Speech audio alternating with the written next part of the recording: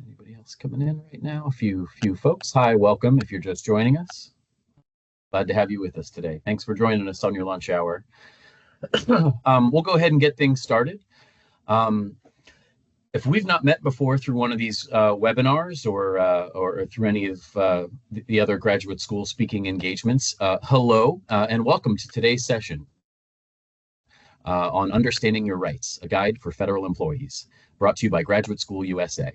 If we haven't met before, my name's Brian Sims. I'm a senior director here at Graduate School USA, who's been a trusted partner to government professionals for over 100 years. Can you believe that? That's a long time we've been around. Sessions like this are just one of the many ways we strive to serve our clients and friends in the federal community. So whether you're here to sharpen your skills or explore new ideas, we're eager and ready to help you meet your training needs. So a few housekeeping items before we get started here today. This session is being recorded, and we will make the recording available to you after the event today in the next day or so. We will not be providing copies of the PowerPoint slides, but again, you will have the recording. We do expect a lot of folks to join us today, so we'll be keeping microphones muted because there is a lot of information to get through. We do expect to have a little bit of time at the end, maybe for some live questions at the end. We're going to try to, again, because Alan is helping us out today and he's teaching a class. We want to make sure he can get back into his class around 1 o'clock, but we'll try to stick around if there's any questions at the end. But in the meantime, while Alan is presenting, you can use the QA area up towards the top of your screen to put in your questions, and we'll try to address them if Alan doesn't already cover them in his presentation. So it's my absolute pleasure to welcome our speaker today, Mr. Alan Robinson. Mr. Robinson recently retired from the U.S. Department of Agriculture, where he served 11 years as Deputy Director for the Office of Outreach, Diversity, and Equal Opportunity, and 8 years as Chief of Employee and Labor Relations. He holds a BA in government from the University of Virginia and a JD from the University of Maryland School of Law. He's licensed to practice in Maryland and DC. Before his federal service, he worked as a law clerk, a civil defense litigator, and ran his own practice, representing federal agencies and private entities in employment-related matters. He's now an adjunct professor with Graduate School USA, and we're so pleased to have him presenting with us today. With that, Alan, I'll pass the microphone over to you, sir. Okay, well, thank you, Brian, for that kind introduction. It is a pleasure to be here before you today, just to discuss, what's going on and what are the rights of federal employees during this changing environment. Before I get started, I want to issue a special thank you to the graduate school. As Brian says, they've been a trusted advisor and trainer for federal employees for over 100 years. And this is a valuable platform for learning and meaningful discourse. But let me say this before I go any further. This is not intended to be political in any form or format, or, so we are taking an informed view of federal employment law, as well as the Constitution, the legislative branch, regulatory bodies, and judicial framework. We understand that new challenges to traditional federal employment practices are seemingly sprouting out every day. We started out with the deferred resignation offer, or the fork in the road option, where employees were asked to make choices about whether they wanted to continue in their federal careers. We've had some large-scale terminations of probationary employees with requisite challenges. We've had reduction in force actions on a broad scale across multiple agencies. We've had some removals of some key persons in positions that previously had never been removed unless it was for cause. We have the FLRA and the Office of Special Counsel, as well as some of the IG officials. And so I wanted to get started with just a brief discussion of a couple of court decisions that have occurred. Certainly there have been a lot. There's been a lot to follow. But I think it's good to look at certain things. So what I would, if I were going to look, and I've reviewed a lot of them, but I think a good one is the American Federation of Government Employees versus President Trump.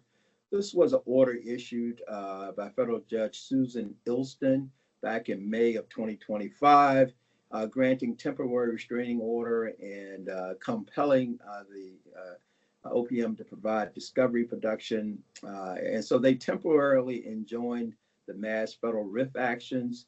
As you may know, the Supreme Court overturned the temporary restraining order injunction, but the issues that were prevented there have not been reviewed on their merit.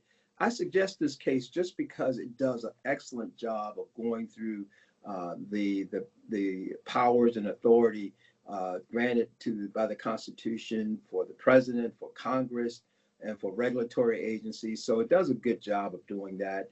I think it's an interesting read. But there's certainly many others. I would say also that as far as some of the constitutional decisions on some of these issues, they have not been made as of yet. There have been a lot of different requests for temporary restraining orders or requests for injunctive release, but rulings on the merits have not occurred yet. So we're still waiting on those.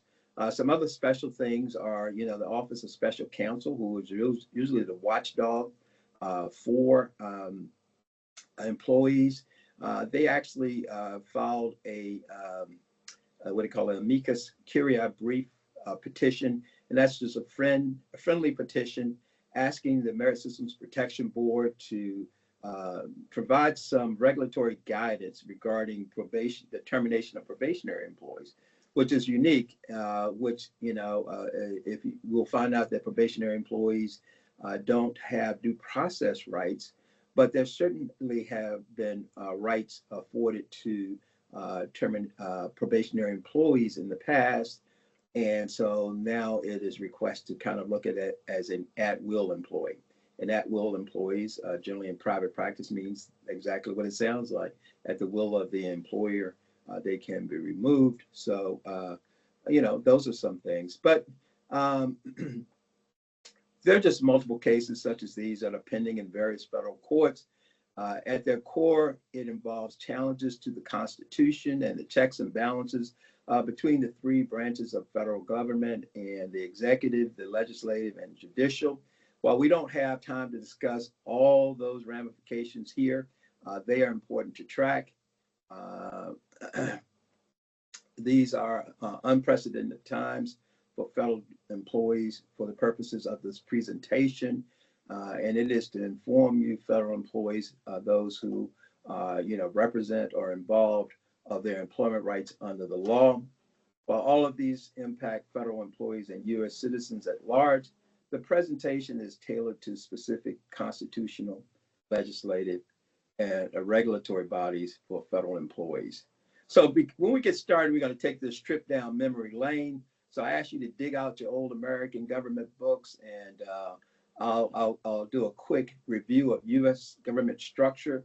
I think it's important to outline how the government works. And with so many things occurring, so many changes, you have to look at what remains the same so that you can get an orientation of where you stand and what's more likely than not to happen. So in doing so, we start with the United States Constitution. And the Constitution provides a framework for all regulations, for law, any other federal government actions, because it is the foundational document. It establishes how federal branches and agencies operate. The next is Congress. So Congress in its what it does, and I don't know if you remember, it used to be this cartoon when I was a kid called Schoolhouse Rock. And they had this little thing, this guy came, he was a bill. I'm just a bill, only a bill sitting here on Capitol Hill. But that was pretty accurate, by the way. And so Congress, the House of Representatives, and the Senate, what they do, they make laws. And so a law is then sent to the president, and the president signs it. And once he signs it, it is a law. And so unless a law is deemed unconstitutional by the Supreme Court, it must be followed. It is second to none. And moving along that path here, the next thing you have is regulatory agencies such as OPM, MSPB, EEOC, to name a few. And they are created by congressional legislation, and they're given authority to regulate actions within federal government and have the effect of law because they have specific guidelines where they're going to regulate. And they were created by law, but they are restricted by the laws that created them, given certain authority. And so the only thing times that a federal regulation can be overturned is that if that regulatory body is acting outside of the scope of its congressional authority, or if it is contrary to a law, or it is deemed unconstitutional. So as we work our way down, you get to departmental regulations. And so all of you who work with agencies are very familiar with those. Those departmental regulations are allowed because every agency has a different mission. And so in order to accomplish those missions in a very efficient manner, they are allowed to create their own regulations to enhance efficiency of service. And for those of you who work within that agency, your departmental regulations are just like the law. And the only thing they answer to, they cannot be in conflict with the regulatory agency, such as OPM. Certainly, they can't be in conflict with the law. They cannot be in conflict with the Constitution. So you have these things that are there. And as long as they don't conflict with those, then we have to follow them.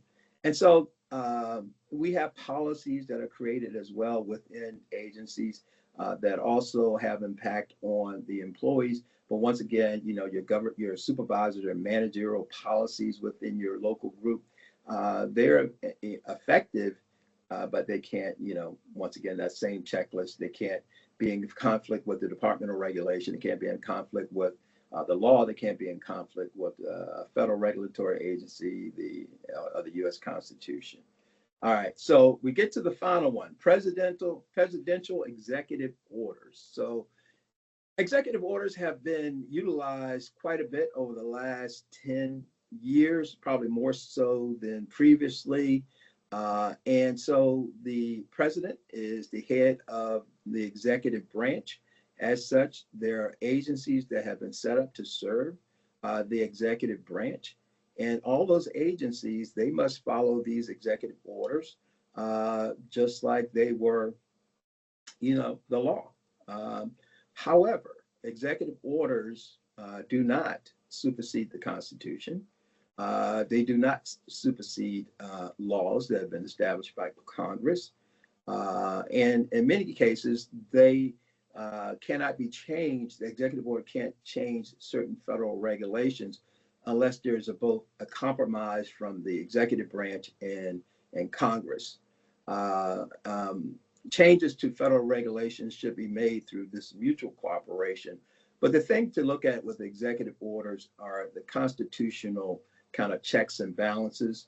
And you say, okay, Alan, what do you mean checks and balances? For example, in Article 2 of the United States Constitution, it states that the president is to faithfully execute the laws of the United States and uphold the Constitution. So really, the executive branch is not looked upon as a legislative branch, but one that is there to uphold and to enforce the laws that are created. So what we're finding now is a little bit of a conflict between, executive orders and how much flexibility does the president have in issuing those executive orders, and how far do they reach out into federal agencies when there may be other things that are in contrast or conflict. So courts will help us decide that, but like I was saying, we haven't gotten there yet. All right, so we could change the slide. We're going to talk about due process. Due process is very, very important to the federal employee. So the Fifth Amendment of the United States Constitution states that no person shall be deprived of life, liberty, or property without due process of law. So this means that the government must follow fair procedures and provide notices in a hearing before taking actions. Federal employees who have passed their probationary periods have a due process property right in their positions. And so accordingly, they cannot be denied those rights without due process of law. And so you'll see in the slide here what the three steps are generally for due process. So it's written notification. You must provide an employee written notification if there's some action that agency or management is going to take. They must specify what it is, why they're taking this action, and why this action promotes the efficiency of service of the agency. So the employee should not be blindsided, and those things should be in writing. And then what happens after the employee receives this written notification, they're given a reasonable time to reply.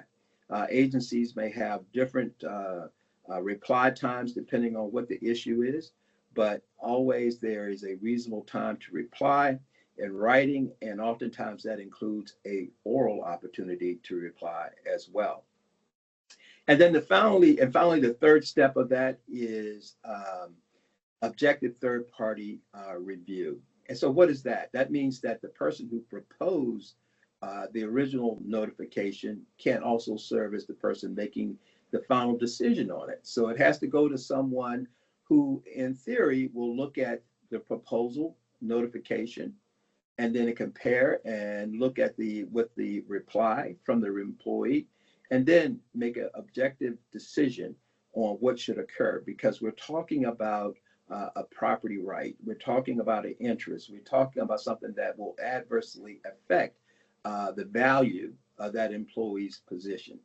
When you talk about value, if I receive a letter of reprimand, okay, that's going to go on my file for 2 or 3 years, depending on the agency you work with.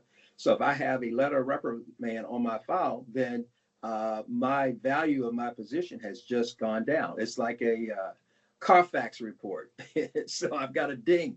I've got a little ding in my fender. So if I go to apply for another job, someone's going to see that. So you can't just have that and put that on me without giving me a fair opportunity to reply.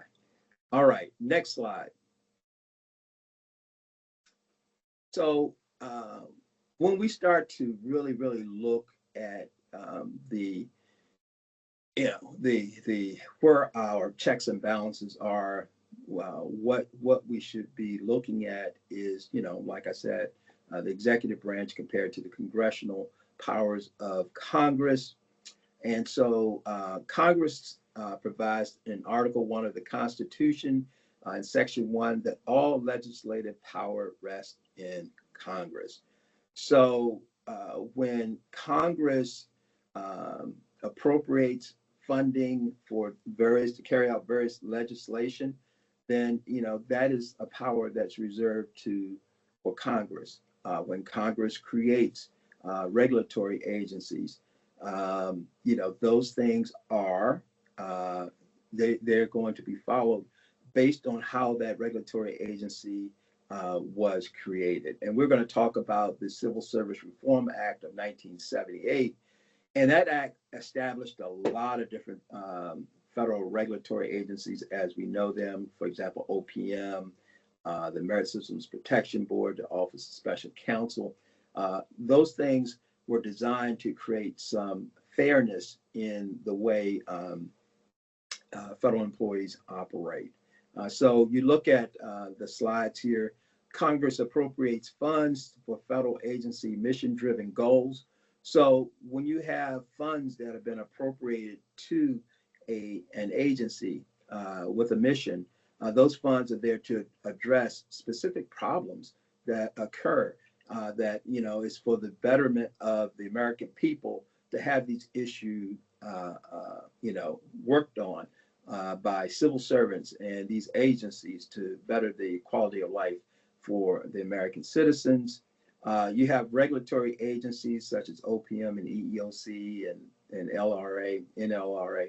And so they kind of give definition, they give clarity to some of the things that were in the laws that created these protections for employees and for citizens. And so they give clarity. Um, and just as I was saying previously, the presidential executive orders do not supersede federal statutes. They because as the president is not in a legislative capacity, they are not, the president's not there to legislate, but the president is there to carry out the laws. And certainly the president has a lot of discretion in trying to make sure that the federal government functions as well as it can. So there is deference given there. But when you have a clear conflict of an executive order and a law, then the law will supersede because the law is passed by both Congress and an existing president. And federal agencies submit annual budgets to Congress for approval. And so if any of you have been involved in that process when you're trying to get your budget together, you know that you want to go have a good budget, and you know what you want to pitch, if you will, to Congress to make sure that you get the funds that that agency requires to meet its mission. So that tells you kind of how Congress fits into this whole process, and and the importance. Next slide, please.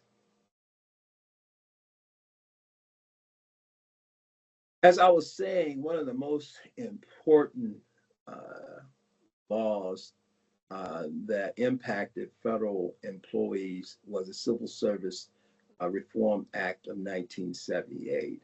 And I'll read you something that comes directly off of the Office of Personnel Management website. And OPM was a regulatory body that was created through the Civil Service Reform Act of 1978, which is a law. The Civil Service Reform Act of 1978 established the merit system's principles and prohibited personnel practices to insulate the hiring and management of federal employees from partisan political influence. So prior to that, you had something called the Pendleton Act for federal service, and it was created to address what they called the spoil system, which was based on political affiliations, personal connections, who you knew, and those type of things. And so when you came with the merit systems principles and the Civil Service Reform Act, the goal was to hire folks because of their knowledge, skills, abilities, and to, hire them based on those things, on their merits, to promote them based on their merits, or, actually to remove people for failure to maintain those high, standards of working.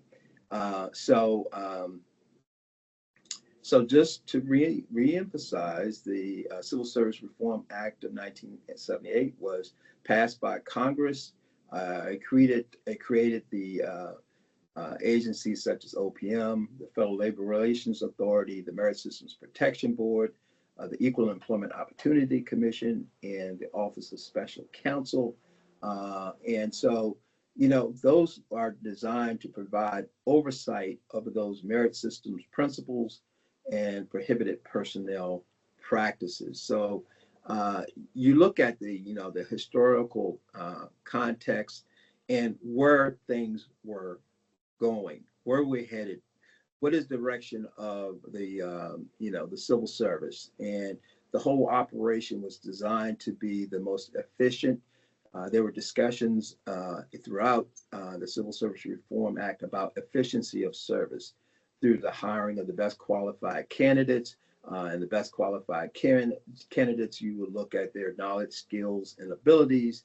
And those were the key factors. And really, those are the things that the Civil Service Reform Act keys in on. And as I was saying, some key provisions of that are the merit systems principles and the prohibited personnel practices. And so the merit systems principles deal with hiring, and you'll see that one another thing in the Constitution, it talks about in the Fifth Amendment, life, liberty, and the pursuit of happiness. One of the things that's life and liberty is the opportunity to serve. Uh, you know, uh, Citizens have the opportunity to serve in the military and defend this country, as well as they have the opportunity to serve in the service as a civil servant, and to provide that support, that framework to make this land a better place to live in, to provide different services that enhance the life and quality. So if you're going to have that, you want to make sure that one, it is something that you have, everyone has an opportunity to do that. And so if everyone has an opportunity, it is through merit principles. That is, we hire the people who are best qualified for the positions. We make sure that there are checks and balances. You have people now, you have classifiers who look at the job requirements, review vacancy announcements to make sure that they do a lot of things. One is that they attract the people who are best qualified, that they have a system in place for hiring the people. And so, merit systems are those things in place to make sure that we have the best qualified people in the federal service. And then you have the prohibited personnel practices, and that's very clear. And that one of the key things, you don't treat people differently. One of the key components, I think the first one is, prohibition against discrimination against anyone based on any of their personal protected characteristics, such as age, gender, race, national origin, and those things. But any types of activity by management, soliciting unnecessary recommendations or inapplicable recommendations or nepotism, hiring people that hiring based on their family relationship. So prohibited personnel practice, it kind of means what it says. These are things that management is prohibited from doing because they are contrary to the whole idea of having a merit-based employee group of federal civil servants. And so you have creation of oversight agencies such as Office of Special Counsel. When people go outside of those prohibited personnel practices, employees can file a complaint with the OSC. They call it whistleblowing. And those people who file complaints are protected from retaliation. So all these things are in place to help, one, make sure that the government is operating in a fair manner to promote the efficiency of service. You have the federal merit principles created to offset political hiring practices. And so it was a big move. It was a big piece of legislation, probably one of the more important pieces of legislation that's come out, and that was in 1978. Next slide, please. So we talk about adverse actions, and I led into it a little bit by talking about property rights, and anything that's adverse to your property interest in your position is an adverse action, right? And so I told you, like, you've got a suspension or a letter of reprimand on your record. That's like a bad Carfax report. You've got something on there that's going to devalue your property right or property interest in your position. Not only that, if you have a suspension, it's going to cost you money because you're out of work on a non-pay, non-duty status. So you can see when you're not able to earn money, how adversely that affects you. And so that is what adverse means. In the 1985 case of Cleveland Board of Education versus Loudermill, the Supreme Court ruled that federal employees have a property interest in their jobs if they are not at-will employees, which means they're not probationary, and are covered by a system that provides for termination only for cause. So this is something that's more than theoretical. It has been upheld by the Supreme Court, and there's no question of whether a federal employee who's passed their probationary period has a property interest in their position, and as such, those due process steps apply. Um, um, so, as I said, there are things that that will impact you. So if someone is going to propose your suspension, you have to get notice, you have to have an opportunity to reply, and there has to be a decision by a third party. So the things they look at, and why this is so important, because of the impact it has on the employee's position. Um, and, we have some things that are non-adverse management actions, which have an adverse impact. But I can tell you that, like, if a federal agency, if the HR makes a mistake on the coding of maybe your pay or something like that, that's not considered a conduct adverse action. The agency has an opportunity to correct it, but you really don't have that adverse due process, um, you know, um, response or reply to those types of things. One thing you note that when you're talking about disciplining someone or someone engaging in misconduct, it has to be clear. It has to be something that the employee has been placed on notice that this conduct is inappropriate, or there's some regulation, or there's a law that clearly states it. And so it's tied to the efficiency of service. Efficiency of service is that I have to be able to articulate what's going on, how did that misconduct impact um, um, our employees, and then just saying, hey, look, I need you to always go and pick up my dry cleaning. If that occurs anymore, that's an arbitrary and capricious instruction, because it has nothing to do with the work that that employee does or performs.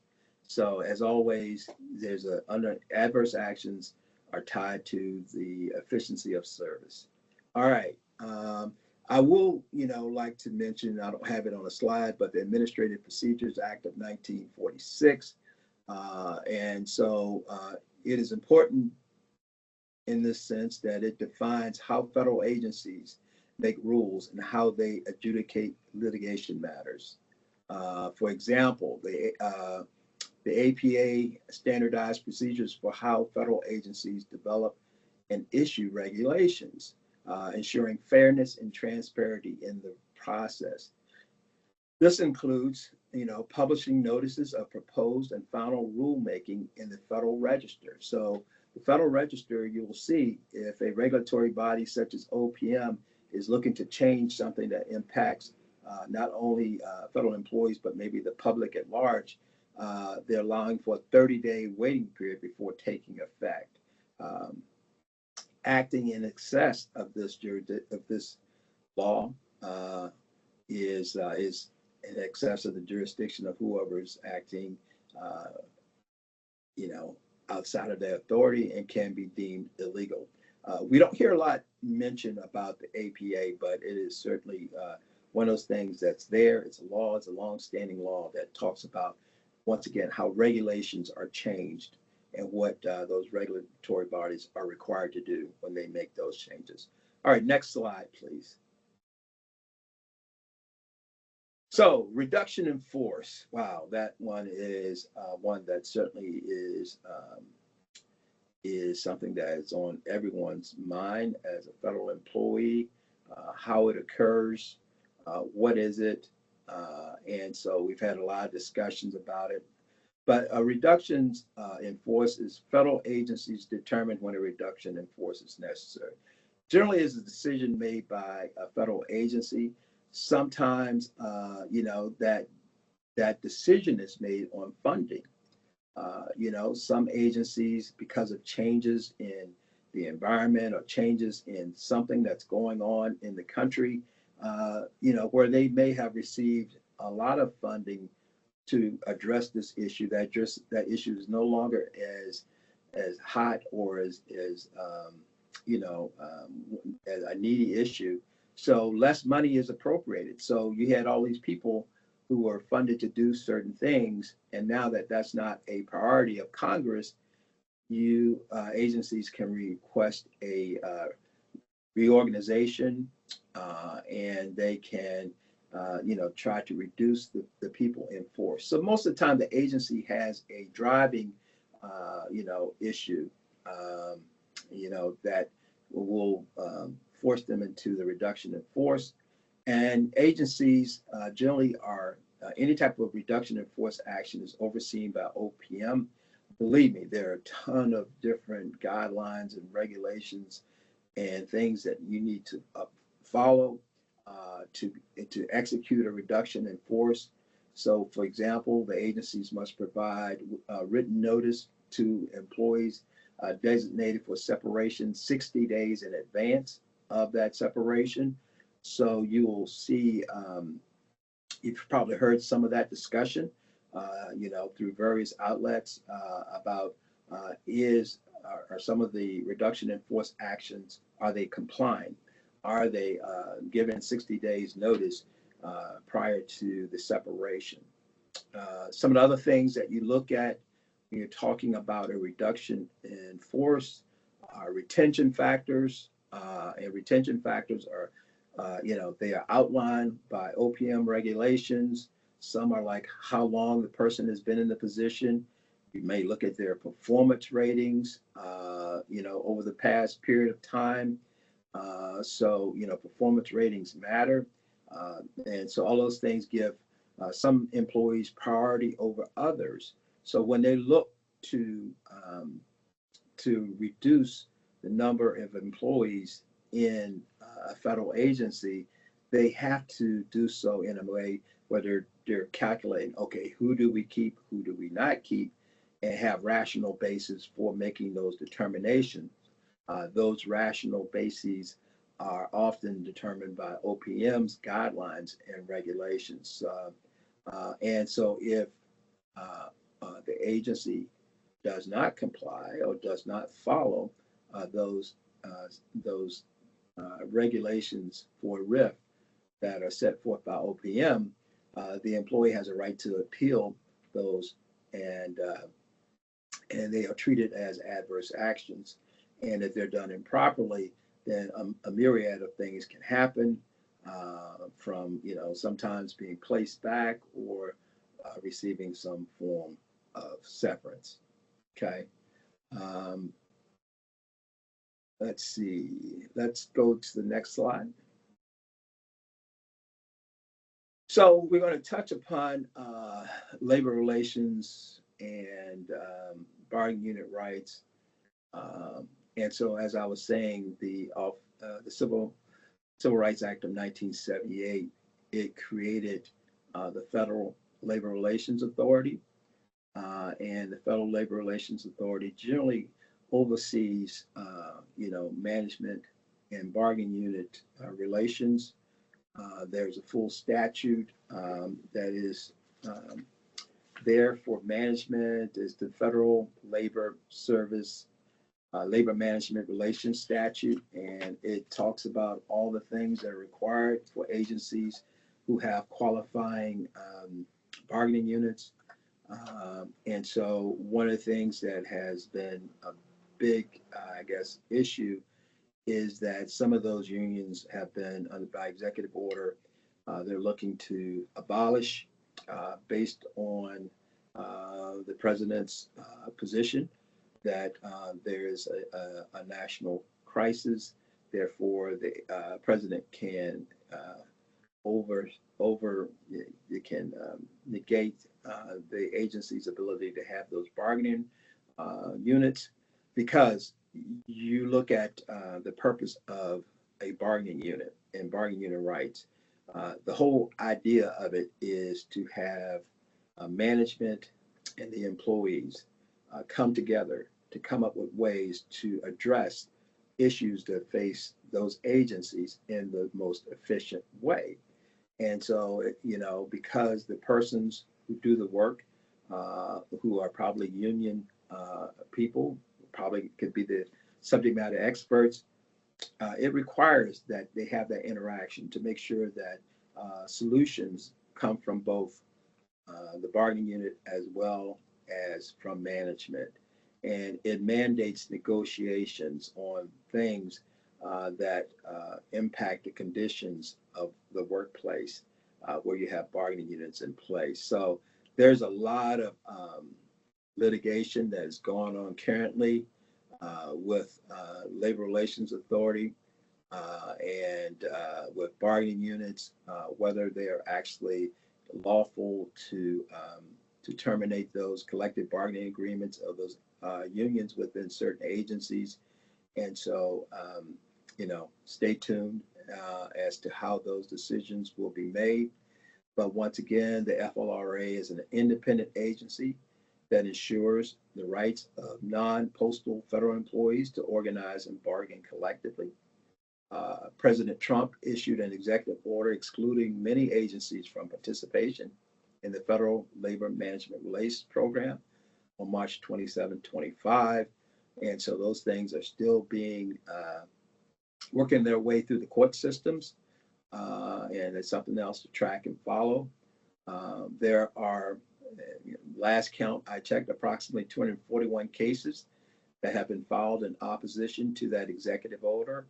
There have been some temporary restraining orders as well that have been granted pending further procedural appeals in these cases. And federal employees have asserted similar constitutional, legislative, and Administrative Procedures Act claims against the president in that particular regard. So, there's a lot going on. And as of now, as I said, as far as rulings by the Supreme Court or other federal courts on the merits of this conflict between executive orders and the constitutionality of them, as well as the legality of them as they're compared to congressional laws, those things are still kind of in the mix here. So we're kind of standing in the ready, not knowing exactly, how that's going to unfold. But in the meantime, you have, if you're a federal employee, you have work to do and you're trying to get your work done in the environment. And so the only recommendations I have is that you make sure you document all of your the official personnel folders, make sure all information is up to date, is accurate. Make sure that you follow up on your past performance plans to make sure that they are accurate in what they depict. Make sure that you are, working with your supervisor to make sure that you understand where you are in your performance, how things are going. Are you performing at the fully satisfactory level? You want to know your rights as a probationary employee. Am I still a probationary employee or am I not? There have been a couple of memos issued by OPM about changes regarding removal of probationary employees. The latest was on August 7th, 2025, and it limited the amount of what goes into a probationary employee's letter of termination. So in that, you no longer have to show any cause or explain any rationale for that. Some are challenging that part of the executive order or the memorandum issued by OPM regarding how you handle probationary employees. So there are a lot of things that I've kind of worked my way through, and there's certainly so much that you could add and go through. But I guess at this point in time, I've kind of come through this information.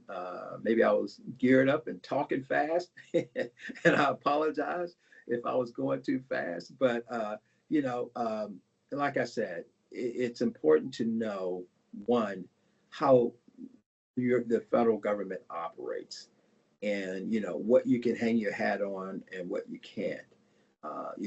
Although there are certain things that are in the balance right now, uh, there have been no laws that have been changed. Um, the laws remain the same. And so we have challenges to regulations, challenges to agency administrative regulations and practices. But as of now, there have been no laws that have changed. There have been no constitutional interpretations by the Supreme Court that say challenge anything in the Civil Service Reform Act of 1978. So that means that all of the merit systems principles and the prohibited personnel practices, all those things still apply to the civil service workforce.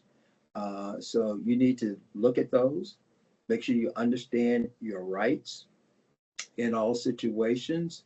And you probably have to be active in your own advocacy for your own position. Make sure you're understanding what your agency is doing. Get guidance, and that's available to you. And so nothing like knowledge to protect yourself. And so that is one of the reasons why I think I wanted to do this presentation, because I think people need to know. I had quite a few people who would contact me and ask me, with the change, Alan, what do we do here? How can we handle this? What are our options? And so instead of kind of on a one-on-one basis, I work with the graduate school here, and we try to create something that provides some base information that hopefully is helpful. I don't know if it's comforting, but hopefully it's helpful in your walk. So with that, I conclude, and hopefully there will be some questions and an opportunity to reply. Thank you so much, Alan. Yeah, we will go ahead and move to questions now, and maybe as folks are entering things in the Q&A area, if they have any. Um, have you? I was wondering, like, because with so many of the things you mentioned, it was like, keep your finger on the pulse of this, keep your finger on the pulse of this. Is there a particular source of what sources do you use and trust that you might recommend others? Well, I'll tell you, I wish I could say I had a more sophisticated way, but oftentimes I'll just do a Google search on Sure. the status of reduction in force cases pending before federal courts, and I will Mm, go from there. You can, as far as understanding what's happening at your agency and OPM. OPM actually has, in its website, a lot of information about the Civil Service Reform Act of 1978, and it's what its application should be. And the case law, I gave a site of cases, and so reading that gives you a understanding of it. But there are other, I guess, HR professional platforms that have things that if you're a member of and subscribe to, that will also provide. But hopefully, Brian, we can provide some information as an update as well to certain mhm. things that as they come out, that we can, maybe produce that type of information. Certainly those that will have a big impact on, our listening audience here. Right. Yeah, no, exactly. And it made me think too, because we graduate school also has, if anybody happens to be in the HR field, who's on our webinar today, we have a completely free, by the way, Federal Human Resource Management Center of Excellence. And if you're a federal HR professional, you can request to join. And in there is a news feed that won't be super law specific necessarily, but things relevant to the federal HR community are aggregated in there in a news feed sort of fashion.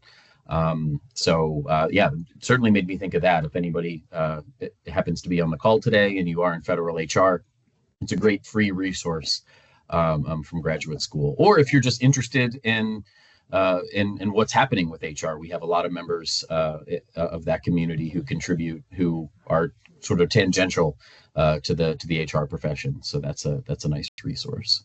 So I'll ask myself a question. Please.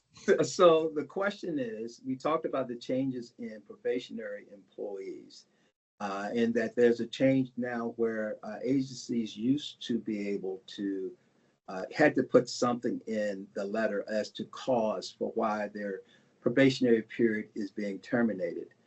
So my question is there any recourse for an employee who's been terminated in their probationary period? And if so, what are those things that employees can do? Okay. And so one thing that you have to understand in that answer is that a probationary employee, even if there's nothing in the letter, supervisors and managers should be tracking performance of all employees. They should have some type of documentation as to how that employee is performing. Because of this, any decision made by a federal manager or supervisor cannot be arbitrary and capricious. There has to be some rationale behind it. And so one of the things that, if the supervisor cannot give any information, they might not have to put it in the letter, but they should have some information as to, hey, look, this is why the agency chose not to continue you in this position. And so the problem that occurs there, if it's not stated in the letter anymore, it used to have two ways that you could appeal. If it was for political partisan activity or for marital status, you could appeal to the MSPB. But I will say that anytime someone is treated differently, any type of federal action, whether it's while someone is applying and there's non-selection, if they are treated differently because of any protected personal characteristic, that's illegal. And so if employees feel that they were removed during the probationary period and there was no reasonable basis that is available, and they feel that they were treated improperly because of one of those protected personal characteristics, they can file a complaint with the Equal Employment Opportunity Office or Civil Rights or Outreach Office within their respective agencies. Great. Okay. Thank you very much, Alan. Great question and great response. I think that does it for our questions here. I think we'll go ahead and wrap up. Thank you so much, everybody, for taking some time up on your lunch hour or out of your afternoon or morning, depending on where you're joining us from, to discuss this topic here with Alan. And Alan, thank you so much